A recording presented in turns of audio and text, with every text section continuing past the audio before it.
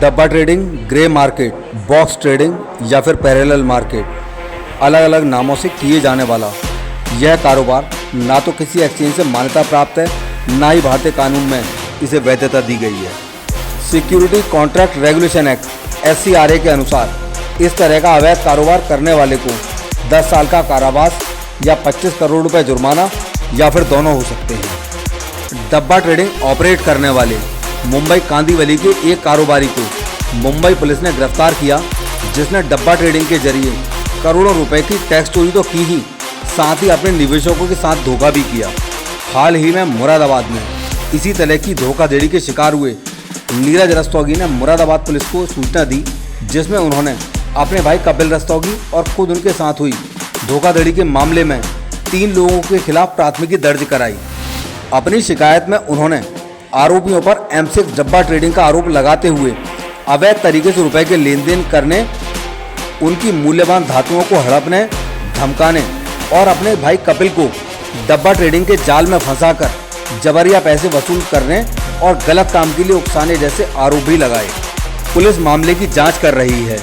अपने साथ हुए घटनाक्रम के बारे में चर्चा करते हुए नीरज रस्तोगी ने बताया कि इस मामले में उन्होंने पूर्व में भी शिकायत की थी, लेकिन न्याय नहीं मिल पाने पर उन्होंने प्रधानमंत्री कार्यालय, मुख्यमंत्री कार्यालय, security exchange board of India और मल्टी कमोडिटी एक्सचेंज सहित सभी जगह पर जहां न्याय की उम्मीद थी, दरवाजा खटखटाया है।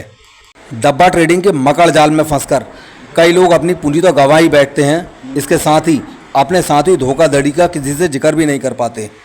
सेबी और मल्टी कमोडिटी एक्सचेंज लोगों को डब्बा ट्रेडिंग करने वाले और करवाने वाले लोगों से सावधान रहने के लिए समय समय पर सूचना देता रहता है। इस तरह के कारोबार में लिप्त लोगों की शिकायत सीधे संबंधित एक्सचेंज में भी की जा सकती है, लेकिन जागरूकता के अभाव में और डर से लोग शिकायत करने से भी बचते हैं। इस मामले में आगे क्या कार्रवाई होती है, यह तो आने वाला समय ही बता पाएगा, लेकिन फिलहाल नीरज रस्तोगी की शिकायत पर ऐसे लोगों के खिलाफ जंग की शुरुआत हो चुकी है। नीरज जी, एक कंप्लेंट आपकी तरफ से दर्ज करवाई गई थी, क्या है ये मामला? जी, M6 का सट्टे का गिरोह है। ये M6 का सट्टे का गिरोह अभी ढंग से खोला जाए, इसमें बहुत लंबा गिरोह है। इनके साथ के अभी बहुत तेरे जने इनके साथ जुड़े हुए हैं। तो खुलासा करा जाए ये लोग कौन कौन इनके साथ और लोग जुड़े हुए हैं। उनने मेरे छोटे भाई को इतना अधिक फांसा, उससे 2 ब्लैंक चेक ले लिए और वो चेक के बारे में ना मुझे पता, ना उन्होंने मुझे किसी बारे में, ना घर पे परिवार को बतलाया। जिसमें कि जब मैं बाहर जाता था, इनसे चुपचाप इनसे ब्लैकमेल इतना अधिक करके मेरी दुकान से काफ़ी सामान इनसे लिया और मेरे नाम से बाज़ार से काफ़ी सामान उठवाया, जिससे कि मैं इतना अधिक परेशान हो चुका, बहुत से अधिक, क्योंकि उसके पहले मुझसे 412 ग्राम का सामान ले गया, उसका मेरे पे GST बिल भी है। फिर जब ये बात मैंने अगले दिन छोटे भाई को बतलाई तो मुझसे छोटे भाई ने कही, अरे ये क्या करा, मुझसे ही पहले 600 कुछ ग्राम का सामान ले चुका और काफ़ी मुझसे रुपए भी ले चुका है। अब मैं ये चाहता हूँ इनके खिलाफ FIR हुई है, अब इसमें निश्चित रूप से इसकी जांच करी जाए, क्योंकि अभी कितने लोगों की जांचें दबा दी जाती हैं, क्योंकि इसमें ये वो कहते हैं हमारी बहुत ऊपर तक पहुँच है, हमारा कोई भी कुछ नहीं बिगाड़ पाएगा। क्या नाम है आपका? कपिल रस्तोगी। अरे कपिल जी, क्या मामला हुआ है आपके साथ में? मामला ये हुआ है, ये M6 का गिरोह है बहुत बड़ा। ये हल्के हल्के करके पहले आपके ब्लैकमेलिंग का काम भी करते हैं और सट्टे में आपका पैसा लगवाते हैं, हल्के हल्के करके लालच देते हैं और फिर आपको ब्लैकमेल करते हैं। उसके एवज में इन्होंने मुझे इतना वो करा कि जो है मुझसे 2 ब्लैंक चेक ले लिए और सामान दुकान का लिया।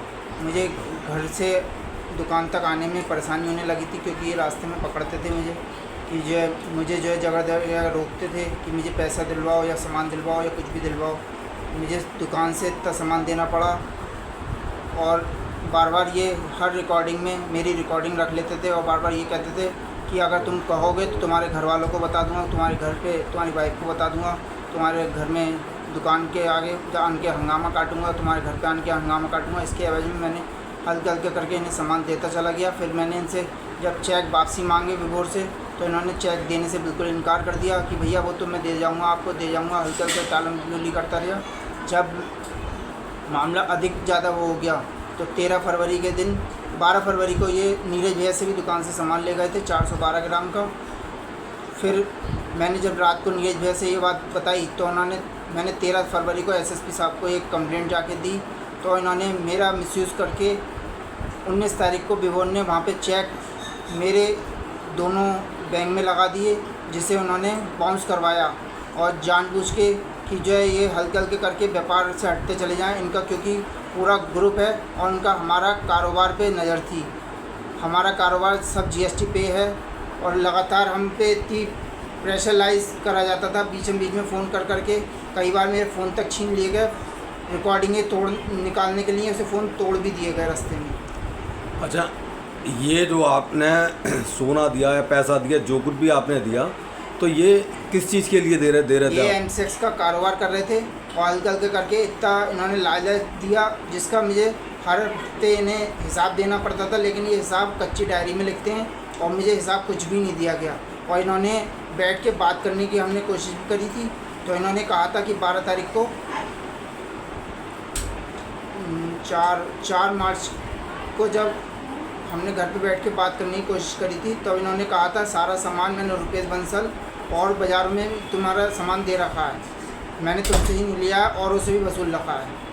और ये हल्के हल्के करके ऐसी ब्लैकमेलिंग कई लोगों के साथ करते हैं, क्योंकि इसमें इनके विभोर के भाई तक का मामला चल रहा है किसी के साथ। उसने भी एसएसपी और डीआईजी साहब तक को कंप्लेंट दे रखी है, क्योंकि उसके साथ भी धोखाधड़ी कर रखी है इन लोगों ने।